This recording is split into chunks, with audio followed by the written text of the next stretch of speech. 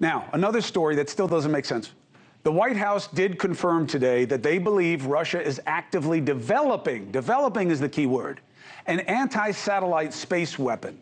What does that mean? This is something that they would shoot into outer space, maybe affect a satellite, maybe take over a satellite, maybe it is a satellite, but it could do incredible damage to everything that is electronic in our society, which would be crippling.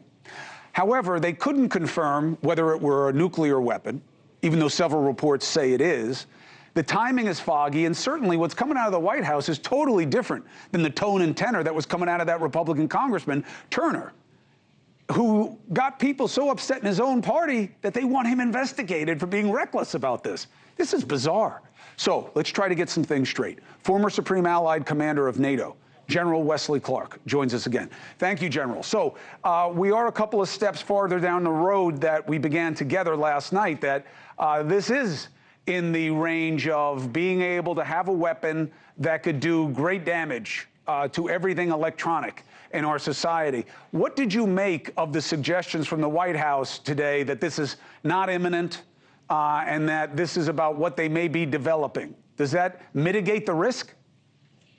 Well, it doesn't mitigate the risk. I'm not clear why it got released now, because I don't think this is new news. I think we've been tracking this for a while, but we've also been tracking the fact that for 25 years, 30 years, the Russians have known that they could lob a nuclear weapon in space and not only take out satellites, but take out all of our electronics on the ground, your phone, your refrigerator, all our electric power, transportation, communications, everything. But to take out satellites, that's an act of war. Would they use a nuclear weapon to do it?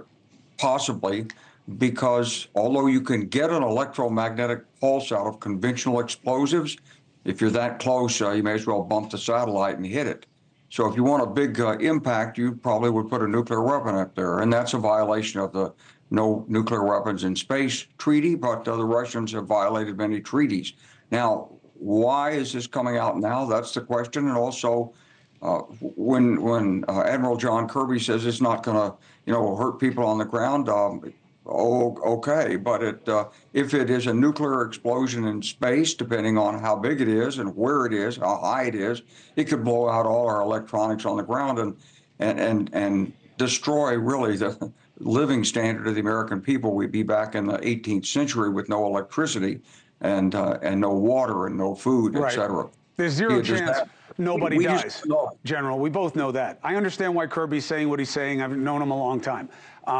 But of course people are going to die. I mean, even if you just look at one metric, if you do something like that, how about all the people who are living on machines and who need machines to help keep them alive in hospitals? If they're affected by it, lethality is obviously a component of this.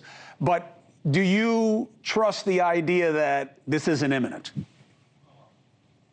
Well, we know that if Russia wanted to do it, it could put a nuclear weapon up there immediately, anytime. It can launch it. Now, of course, it's an act of war, but it's not only Russia. China could do it. North Korea could do it. It would be the way something would start. But you couldn't do it if you were Russia and then say, oh, gee, mistake. Let's just negotiate now about Ukraine. So it is an act of war, but it is a first strike weapon. And here's what's important, Chris. We've had stability ever since the 1950s, nuclear stability, because we had something called mutual assured destruction. Even if there was a first strike, the target nation would still be able to respond. The point of putting these weapons in space and having that big electronic burst that disables everything is that it might disable the rest of our deterrents. So it would be the perfect first strike weapon, intensely destabilizing if it were done. And we're now having to live with the possibility of this. And so I can understand the administration doesn't want to be broadcasting this, but I sure hope our guys and gals behind the scenes are working diligently to protect us against this and investing to protect us against it. General Clark, appreciate the perspective. Thank you very much. Hey, thank you for watching. Please go to newsnationnow.com, newsnationnow.com, and you can find NewsNation on your television provider. And don't forget to click the red subscribe button down below. Then you will get more of NewsNation's fact-driven coverage.